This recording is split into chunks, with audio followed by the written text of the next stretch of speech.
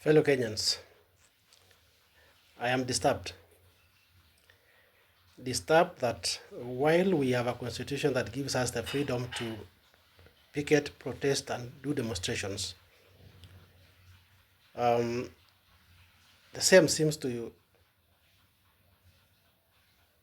be misused. We are not enjoying that freedom as a people, as we should. That is in a free environment, in an organized manner, free of chaos, free of any disturbance of people who go about their businesses. If you look at what happens in the Western world on matters, demonstrations, and protests, they are well organized in a manner that there is a team that controls, there is a notification to the police that they provide security so that it is very clear and it's mapped out, it's agreed beforehand which streets will be used. It begins at what time and ends at what time. Apparently in Kenya, since we have the freedom and the constitution has given us this freedom, we have forgotten that even rights are enjoyed within the limitations as provided by the law, whereby your rights, you are free to enjoy them until where my rights begin or another person's rights begin. You stop at that point, because at that point then, if you proceed, you infringe on the rights of others, which is then illegal and becomes a criminal offense. So since we are not able to conduct protests and demonstrations the way they are supposed to be and the way they are envisaged in the Constitution, and we have lost lives, unfortunately, in the process, right from last year, and our demonstrations as a country has always been chaotic, regardless of whether they begin well or not. So the thing is, I think it's about time that we consider other alternatives in as far as raising our grievances are concerned. Demonstrations are not serving the purpose. Protests are not serving the purpose for which they were intended. And so I'm going to propose 6 alternatives to demonstrations that can still be more effective than the protests themselves. Number 1, petitions to authorities. The Constitution provides that citizens can formally present petitions to governments, government institutions, government entities, and this is provided for and protected under Article 37 of the Constitution of Kenya. And so I'm calling on aggrieved persons. Let's stop the mob justice in terms of demonstrations that no one takes action for, because they are not structured in a way that the voice and the focus is projected to the concerned authorities or decision makers for that matter. But when you do a petition, say to Parliament or say to the judiciary or any other arm of government or any other government entity, it is specifically to that particular entity, and you get an acknowledgement complete with the petition issue and the grievances and what you propose as a way forward or as a solution for consideration by the particular office.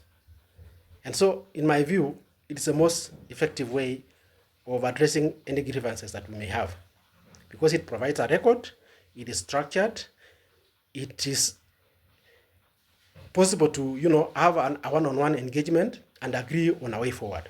So that's one. Number 2, at the onset, public participation is anchored in our laws. Public participation on any matter in Kenya is mandatory. So I'm calling on all Kenyans, whether it is a budget, whether anything, let us be present to participate publicly as we start, so that the end product is something that as citizens we can own and say, okay, fine, this as our input, as opposed to us waiting to the end to come and say we don't want this, and resources have been used, time has been used. At the end of the day, it is still us, bado ni sisi tunaumia kama Wakenya, because time is money and time has gone. So let us be active in public participation. including doing the memorandums and the petitions. Let's write them down. They always provide an email, digital means that you can be able to even send in your contribution in as far as the matter is concerned. Number 3, legal action, private prosecution, and all that. I had the former Chief Justice mentioning that, I think yesterday, around on circumstances surrounding the death of Albert Ojwang. It is possible to take legal action as opposed to going to demos. And we get justice, and we get to unearth the truth in terms of who was culpable on any matter.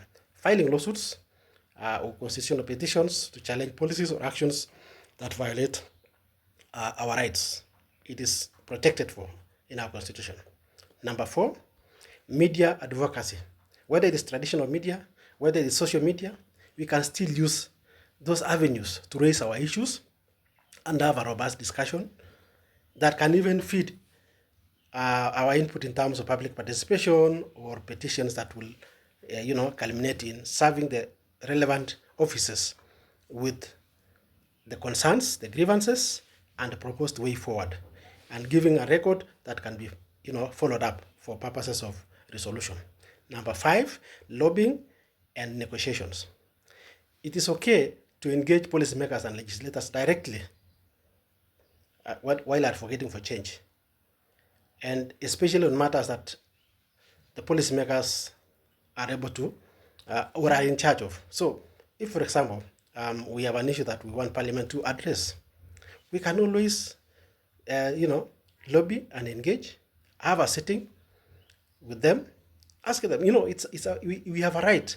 These are our leaders. We have a right to ask for an audience, to be able to negotiate or to lobby for a particular cause, and that is more effective than demonstrations. Number 6 and final one, community dialogue. Organizing discussions, town hall meetings with stakeholders to address specific concerns and propose solutions. It still builds on the lobbying and negotiation bit. All these points are interrelated. One can be a starting point that can lead to the next one, and finally we have something that we can be able to own and say, we have done this on this day, and we are here in terms of resolution, and so that we can have a structured way of raising our issues. So these methods allow for peaceful, structured engagement while minimizing risks associated with violence that come out of street protests, so that we don't continue losing lives, we don't continue losing our economy. One day lost in Nairobi is billions of shillings in terms of revenue, in terms of business, that would have actually impacted very positively on our economy. So if we continue like this, we will not have an economy to speak of. Our neighbors will be very happy to catch up with us and even overtake us in as far as economics is concerned, in economic growth for that matter, and even the social aspect. We must hold our social fabric together. We must unite going forward. We must talk to each other. We must abandon tribalism and egocentrism and politics of us versus them. Let us disagree to agree on any subject. It's okay and it's healthy to disagree to agree. The bottom line is, we know at the end of the day, we want the best for all of us. I want the best for you, want the best for me, I want the best for you, so that together we win. We must build a Kenya that everyone is a winner and there is no loser. We must carry everyone along. And that is the Kenya we want.